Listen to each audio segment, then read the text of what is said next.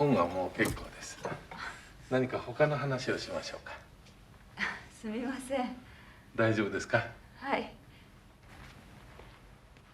As hinted by its opening scene, a lot of the dialogue in Kiyoshi Kurosawa's Cure plays out like a psychiatric meeting between a patient and a shrink. And in extension, there are two clearly obvious shrinks in this film. The first one, Fumie's shrink, can be seen making a complicated diagnosis of her within his clinic. But as the story evolves, Fumie only devolves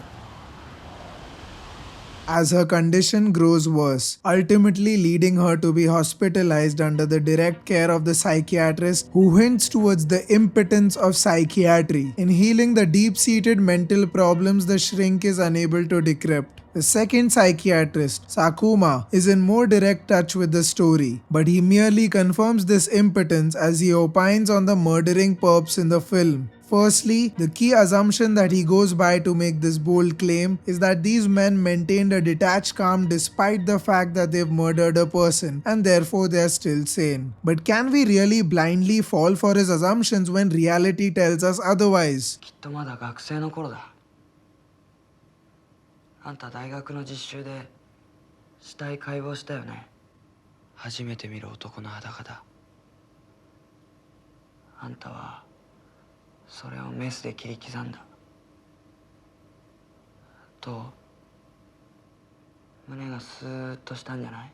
In an exchange that Mamiya has with Dr. Akiko, he reveals that the doctor herself had repressed feelings and a desire to kill men, and so Mamiya merely nudges the doctor to express these feelings in destructive あ ways. んたが本当に望んだのは男を切り刻むことだ。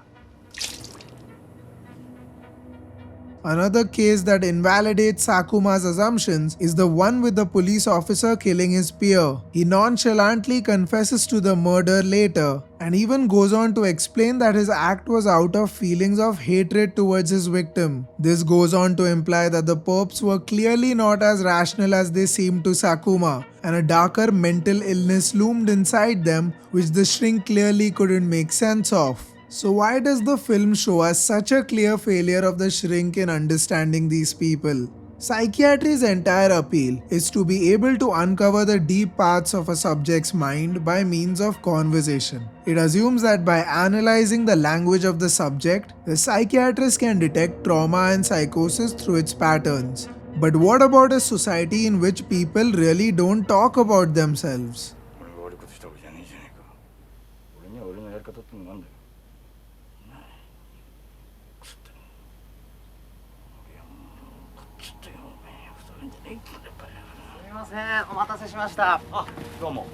Even when asked who are you, they tend to only define themselves strictly by their social status. While in language they might appear perfectly rational, in reality they turn out to be just the opposite.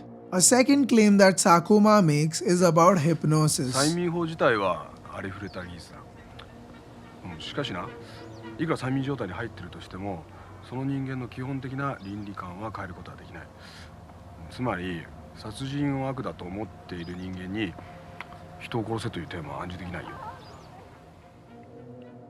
Thanks to his confidence about the sanity of the perps, Sakuma assumes that these people have an intact sense of morality which should rule out hypnosis. Thanks to placing so much weight on kindness and social conduct, the culture of Japan at times has an overwhelming sense of confidence in their general sense of morality. When they look at their doctors, or policemen, or even detectives, trust in them is taken for granted. But the monkey mind itself betrays these assumptions when all these so-called pillars of society reveal their hidden feelings. While Sakuma relies so heavily on the external sanitized persona of Japanese people to make the case for their sanity, the film's dichotomy between the empty internal and shallow external directly contradicts his words. Cure shows us a world where psychiatry, the center of what is considered to be the healing process of a person's mental health, loses its potency in a paradoxical society. To me, this is why Kiyoshi's camera shifts to the periphery, to the flashing signs and symbols of the environment